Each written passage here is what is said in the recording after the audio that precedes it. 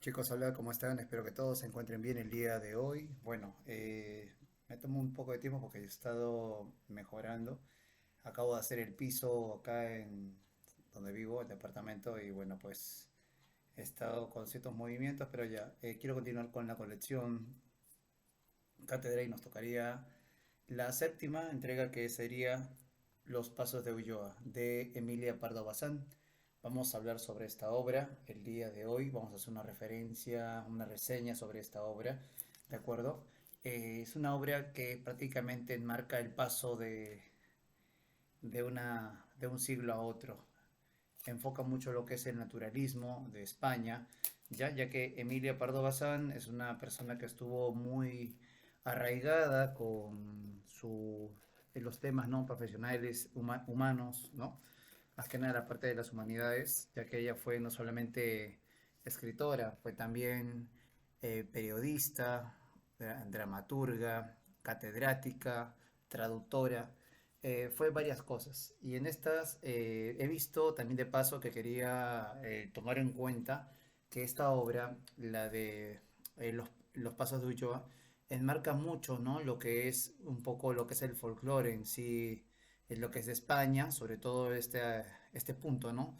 De buscar ese cambio que se va a realizar, sobre todo en esta obra, como Los Pasos de Dios, la obra más conocida de ella, más que nada. Yo en sí no había hablado o oído, ¿no? de ella durante mi tiempo en la universidad, sino ya posteriormente. Bien, esta obra tiene que ver mucho con el tema, ¿no? Eh, con los temas que tiene. Incluso puedo decir que los pasos de Ulloa, yo estoy viendo ahorita que en Comunitas hay una versión de esta, la que es, ¿no? Anterior a esta, está a 80 soles en rústica, o sea, en papel, tapa blanda, ya lo están dejando. Y bueno, con ustedes, ¿no? Todo está a 40 soles. 40 soles viene a ser, ¿no? Un poco más de $10 prácticamente. Eh, es lo que estaría costando este libro en tapa dura. Bien, la obra de ella, bueno, viene a ser lo siguiente, ¿no? Fue un díptico de llamado, ¿no? La Madre Naturaleza, publicada en el 87, 1887. Se trata dentro del realismo literario español de la novela que mejor ejemplifica la corriente naturalista, al reflejar la aceptación de las teorías positivistas aplicadas a la literatura por el escritor francés y padre del naturalismo Émile Zola. En el 1985 se estrenó una teleserie también llamada, ¿no? homónima a esta, basada en esta novela y en su continuación dirigida por Gonzalo Suárez, ¿no? Es una característica que se puede hablar de ello. No que recuerde, yo no llegué a verla, ¿no? No he visto, pero se menciona que se ha hecho eso. Me imagino que en España. No sé si acá en Perú lo llegaron a transmitir. Ya, vamos a hablar de qué trata, ¿no? El argumento de esta obra, ¿no? Hay que hablar sobre los personajes. Tenemos ahí a Julián Álvarez, ¿no? Un joven sacerdote que se dirige a los pasos de Ulloa para servir a Pedro Moscoso, a quien también le llaman el Marqués. El- este sacerdote va a estar como administrador, recomendado por su tío del noble, ¿no? Pedro Moscoso.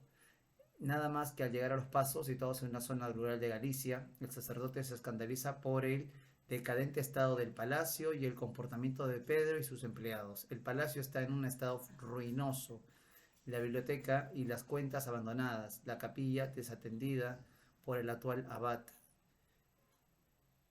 Pedro, quien en realidad no es marqués puesto que el título fue vendido, es ignorante y rústico, aunque se da aires de gran señor. Pasa la mayor parte del tiempo de cacería rodeado de personajes de mala reputación. El mayordomo de la finca, Primitivo, un aldeano astuto y violento, controla todos los negocios del marqués y tiene atemorizados a los demás empleados e incluso al propio marqués. Su hija, Sabel, trabaja como cocinera en Los Pasos y es la amante de Pedro, con quien tiene un hijo ilegítimo de unos 5 años llamado Perucho. Perucho se cría desatendido y casi salvaje en Los Pasos. Sabel coquetea abiertamente con Julián, ¿no? el sacerdote, y desatendido y casi salvaje en Los Pasos. Sabel coquetea, ¿no? con esta forma. y recibe una cohorte de aldeanas en la cocina, aprovisionándolas de las despensas del marqués. En el pueblo cercano, Cebre, caciques liberal y conservador se disputan el control de la comarca. ¿No? En este caso, Julián decide marcharse de los pasos, sintiendo que su honra de sacerdote está siendo puesta en duda si sigue consintiendo el amancebamiento de Pedro e Isabel. Cuando se dispone a despedirse del marqués, presencia una violenta escena de celos entre el marqués e Isabel, quien ha estado bailando con un gaitero de Naya. Julián aconseja a Pedro que cambie de comportamiento y de sociedad, pero Pedro le confiesa sus temores acerca de Primitivo y que, aunque desea despedir a Isabel, teme las represalias del padre de esta. Julián le convence de que se marche con él a Santiago de Compostela y busque esposa entre sus primas casaderas. Pedro acepta entusiasmado. De camino a la estación, Primitivo se dispone a disparar sobre Julián, pero el marqués adivina las intenciones del mayordomo y lo para a tiempo. En Santiago de Compostela, Pedro es recibido en casa de su tío Manuel Pardo de la Laje, quien también es un noble arruinado que guarda las apariencias. Manuel recibe con agrado la visita del sobrino, intuyendo sus intenciones de elegir esposa entre sus hijas. Las señoritas de la Laje son 4: Rita, la más bella y alegre; Manolita, a quien su padre pretende casar con un rico de Santiago; Marcelina, Nucha, la más discreta; y Carmen, la más joven, enamorada de un estudiante de medicina para disgusto de su padre. Aunque inicialmente Pedro se siente atraído por Rita, decide pedir la mano de Nucha, después de que Julián le confiese que si él mismo tuviese que elegir entre las señoritas de la Laje, se decantaría por ella debido a su buen carácter y piadosas maneras. También le menciona que la madrina de Nucha es una rica anciana sin herederos. Nucha y Pedro se casan en Santiago de Compostela y después de una temporada, Pedro, cansado de las discusiones con su suegro acerca de la política y de no ser el señor de la casa, decide volver a los pasos.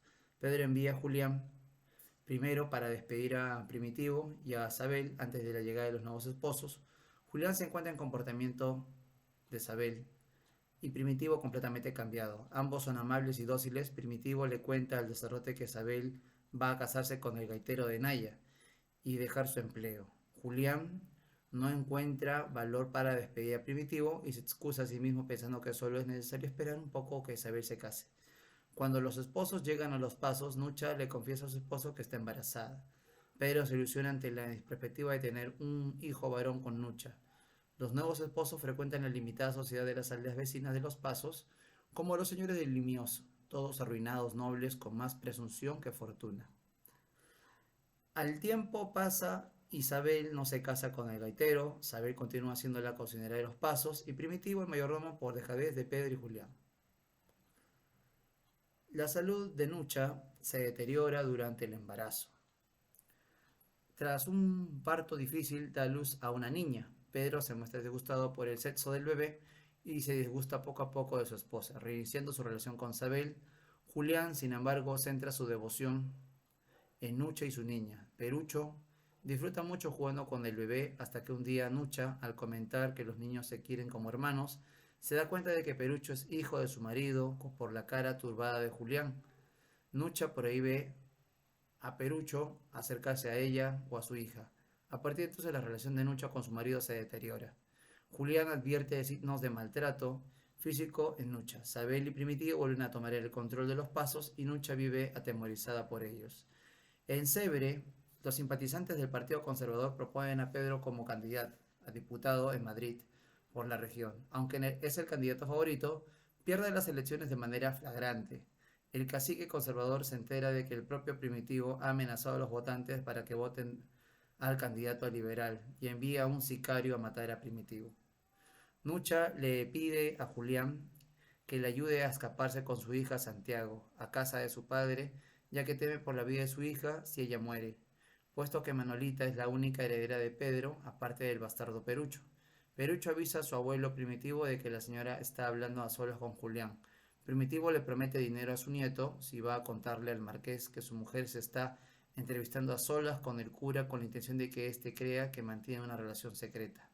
Perucho así lo hace. Pedro, que piensa que el cura tiene una relación ilegítima con su mujer, se dirige furioso a la iglesia. Perucho busca a la niña para ponerla a salvo y en el camino se encuentra el cuerpo sin vida de Primitivo, abatido de un tiro por el sicario de Barbacana. Pedro encuentra a su mujer hablando con el cura en la sacristía y da por hecho que su mujer le engaña con el sacerdote. Pedro despide a Julián en el momento. El cura retorna a Santiago y es destinado a una aldea rural en Galicia, donde unos años después recibe noticias de la muerte de Nucha. 10 años más tarde, Julián recibe órdenes de volver a los pasos de nuevo. Nada más llegar visita a la tumba de Nucha. Cuando está rezando en el cementerio aparecen Perucho y Manolita. El cura se asombra al observar que Perucho va bien vestido mientras que Manolita va casi descalza. Bien, ese es el final de esa obra. Bien, vamos a verle. Como saben, hay una crítica antes de esto. Este caso es de María de los Ángeles Ayala. Vamos a ver de qué trata esto. Veamos.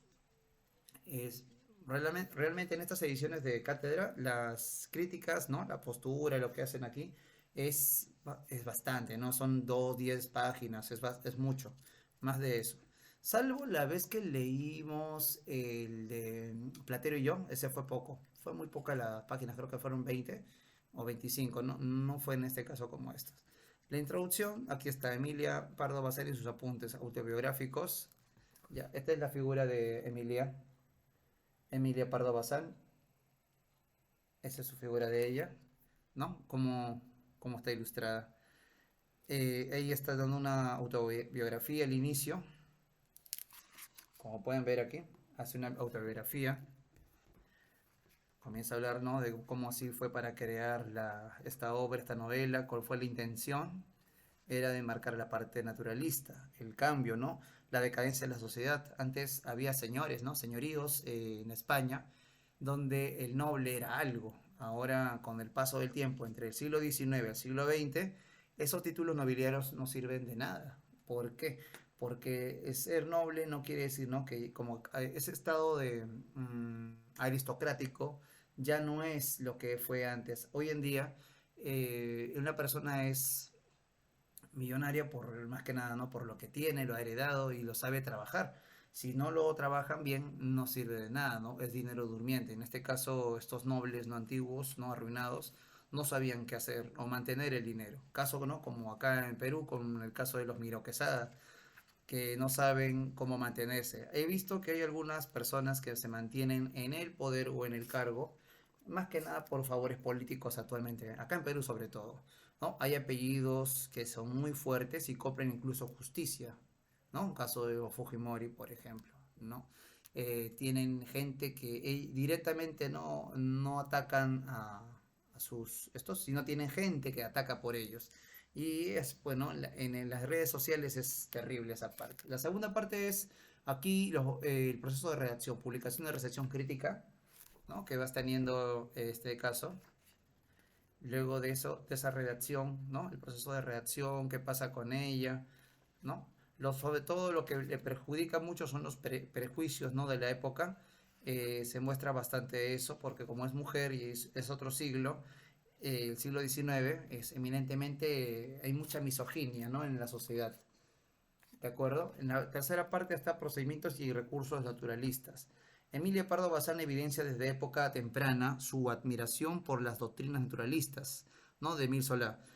Artículos que fueron una cuestión palpitante intentó demostrar que el naturalismo no era merecedor de los ataques y condenas de cada objeto, por el contrario, era un movimiento literario que se adecua al carácter y el genio español.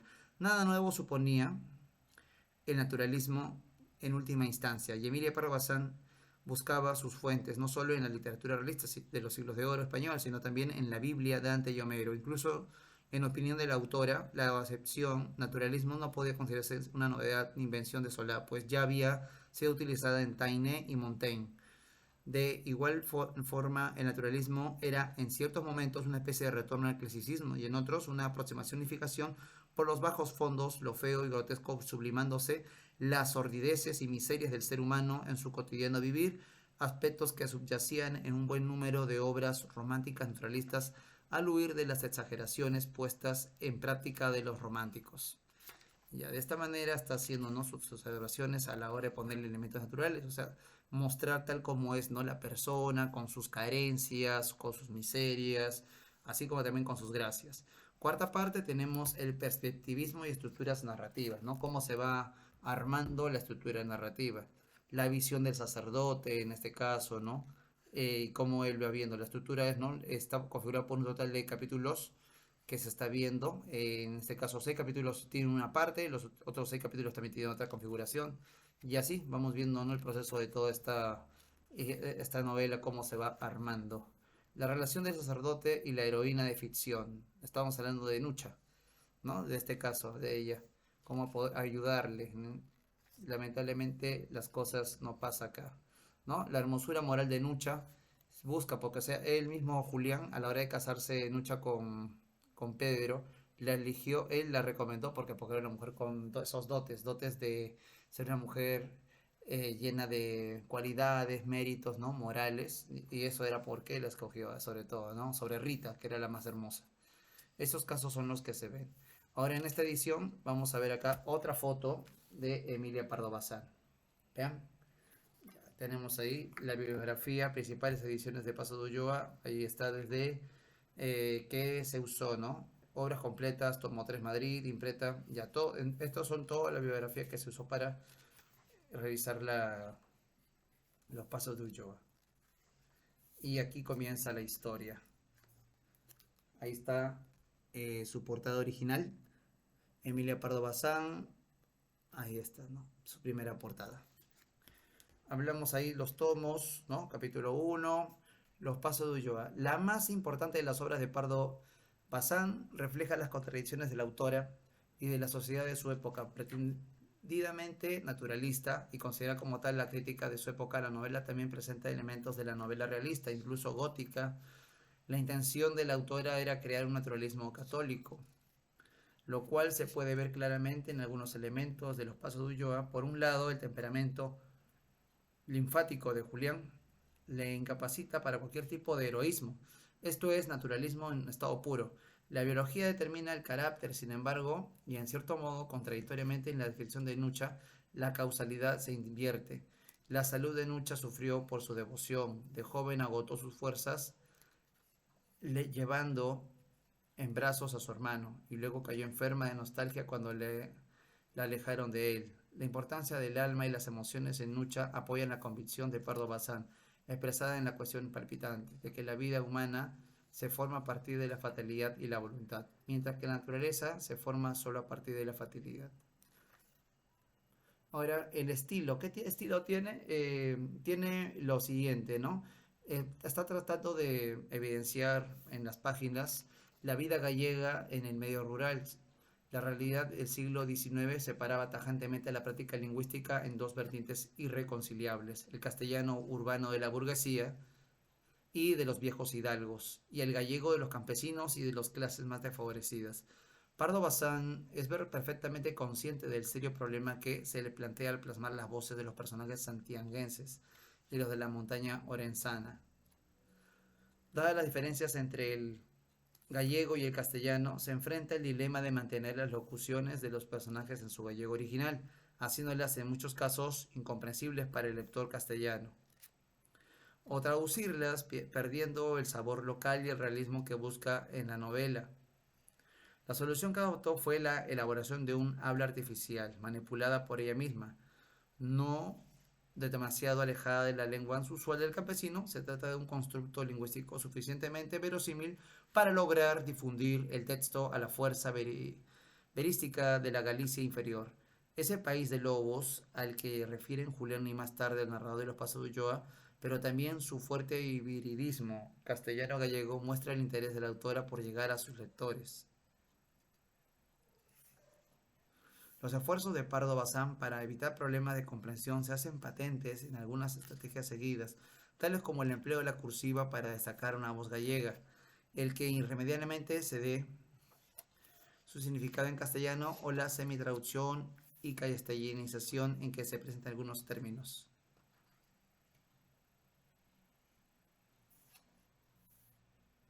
¿Y qué temas abarca? Tienes el tema del caciquismo, ¿no? Los caciques, el cacicazgo, más que nada por el señor, ¿no? Primitivo, que se estaba ahí prácticamente, si bien Pedro era el noble, pero el que mandaba ahí era, y administraba era Primitivo, su mayordomo. ¿no? Vemos esa parte en lo que se puede ver entre los paisanos de menor rango, sobre todo, ¿no? ¿Quién en facto está teniendo el mando?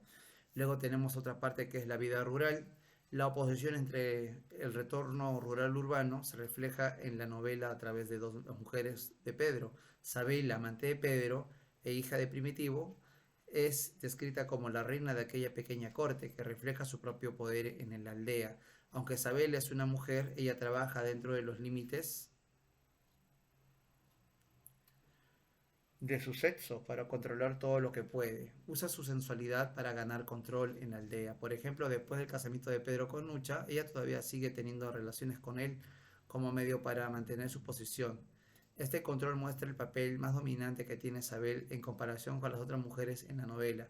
Nucha es lo opuesto a Isabel en su papel. Es una mujer típica de esta época. En la pintura es la pintura de la inocencia. Julián recomienda a Nucha como esposa a Pedro porque ella es la mejor de las hermanas desde el punto de vista religioso. Julián dice que ella es el tipo ideal de la Biblia esposa. En el retorno corrupto y moral de la aldea, Nucha se marchita hasta perder la vida. Es el triunfo de la naturaleza sobre la religión. Luego el tema está también sobre las clases sociales. Son conocidas las ideas de Emilia Pardo Bazán con respecto a la clase social a las que pertenece y al desprecio que manifiesta hacia las clases inferiores. Julián se hace eco de estas opiniones de algunos episodios en Lo Paso Yo, así cuando increpa a Marqués por mantener relaciones con una simple criada, no censurando tanto el hecho pecaminoso como la clase de la persona con quien se lleva a cabo. Por eso le aconseja ir a Santiago donde hay tantas señoritas buenas y honradas y poder casarse con una persona con su esfera. Y luego está el determinismo. Lo fundamental del naturalismo de Pardo Bazán es precisamente la no aceptación del determinismo filosófico, que es precisamente lo que da su razón de ser al naturalismo. El determinismo naturalista pone Pardo Bazán al realismo, concebido como eclecticismo tan caro a ella. El resto es mera repetición, se rechaza la pornografía, se acepta el elemento científico no determinista y aprueba el lenguaje bajo, popular y la presencia de escenas violentas, incluso escabrosas, pero solo hasta ciertos límites, respetando el decoro lingüístico. Muy bien, listo. Estamos viendo acá, bueno, con el libro, estoy viendo todos los capítulos, que está también organizado en tomos, tomo 1, tomo 2, y el desenlace, ¿no?, que va a tener después.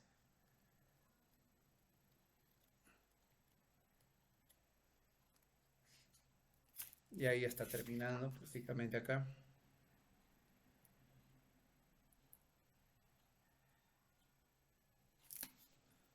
Los pasos de yoga. Muy bien, listo. Esta es la séptima edición de Cátedra.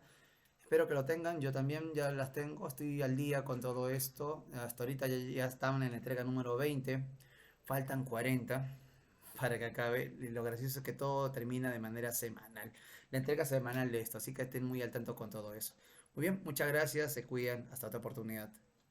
Bye.